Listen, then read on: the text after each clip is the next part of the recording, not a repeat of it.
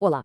O que vamos analisar aqui é um cenário de alto risco, uma situação hipotética para a gente poder decifrar a mentalidade por trás de uma operação que, olha, muitos considerariam impossível. Isso aqui não é sobre política nem ideologia, tá? É sobre estratégia, sobre preparação e a psicologia do conflito moderno. Vamos começar.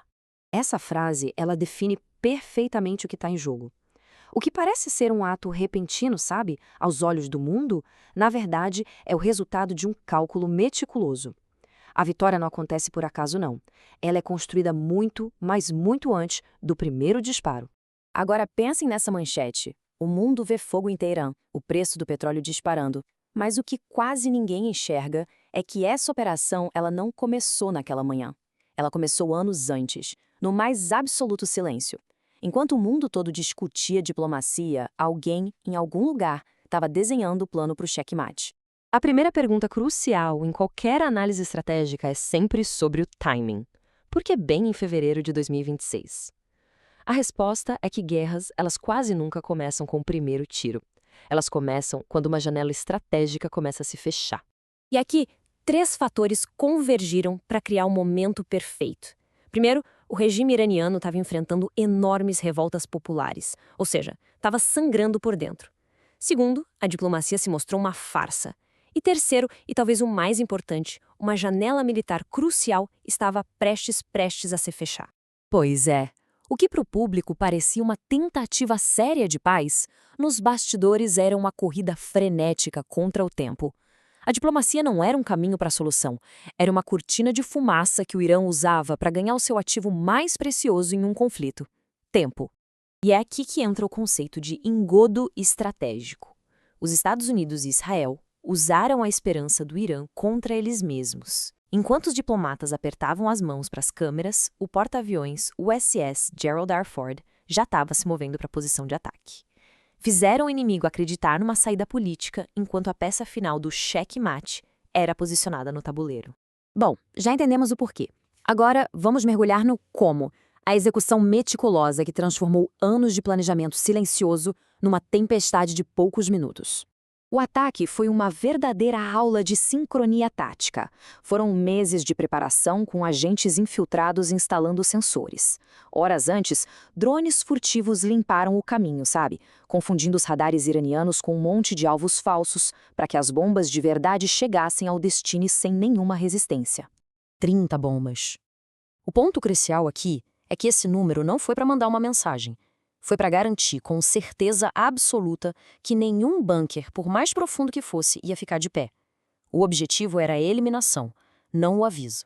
Isso nos leva à pergunta mais importante de toda a operação, né? Como eles sabiam não só onde o líder estava, mas, segundo algumas fontes, em qual cômodo exato ele estava tomando café da manhã. Olha, a traição raramente vem da maldade pura. Na maioria das vezes, ela nasce da fraqueza humana. Pessoas são compradas, chantageadas ou simplesmente falam demais. Uma mensagem de WhatsApp, um e-mail, informações que parecem inofensivas podem ser a chave para o desastre. É aquele princípio fundamental da segurança. Não se pode destruir aquilo que não se sabe que existe. Agora, quem achou que o Irã ia aceitar a decapitação da sua liderança em silêncio, bom, não conhece a doutrina da Guarda Revolucionária. Vamos ver como a resposta veio, e de uma forma nada convencional. Aqui está o núcleo da doutrina de resposta do Irã. Sabendo que não podem vencer uma guerra convencional contra os Estados Unidos e Israel, eles atacam onde o Ocidente é mais sensível, na economia e na estabilidade dos seus aliados. Simples assim. E o impacto foi imediato. Ataques a alvos econômicos em Dubai, ameaças diretas ao Estreito de Hormuz. Isso levou o preço do barril para quase $90 em questão de horas. A guerra foi instantaneamente levada para a economia global. A contraofensiva foi em múltiplas frentes. Mísseis balísticos, sim, mas também uma guerra cibernética, invisível, acontecendo em paralelo, com apagões em sistemas bancários e redes elétricas. O objetivo era provar que, mesmo sem o líder, o sistema ainda era capaz de gerar o caos. A gente olha para as explosões, para o petróleo, para a geopolítica, mas a verdadeira razão pela qual a mentalidade das forças especiais fascina tanto o mundo não são as armas, é a mente. Vamos extrair os princípios por trás de tudo isso. Existem 3 grandes lições desta análise toda, que se aplicam a qualquer ambiente de alta pressão, seja nos negócios, na carreira ou na vida pessoal. A primeira lição é fundamental. Seja um operador, não um palestrante. O ataque durou minutos, mas foi construído em anos de paciência e trabalho silencioso. É preciso parar de buscar o reconhecimento imediato. As grandes vitórias são alcançadas por quem teve a disciplina de plantar as sementes quando ninguém estava olhando. Lição número 2. Adaptabilidade acima do plano. Um operador de forças especiais não reclama porque o alvo se moveu. Ele recalibra a mira e atira de novo. Quando um plano falha, o caminho não é lamentar, e se mudar a tática, mas nunca o objetivo. E isso nos leva à reflexão final, e talvez a mais importante de todas. Quando o mundo parece entrar em colapso e a pressão aumenta, qual é a reação natural? É o pânico ou é o foco? E esta é a lição final. O pânico é um luxo que não dá para pagar. Controle emocional não é só uma habilidade. No mundo imprevisível como o nosso, é uma vantagem competitiva. Liderar exige ser o ponto de calma no centro do furacão. Segurança absoluta é uma ilusão.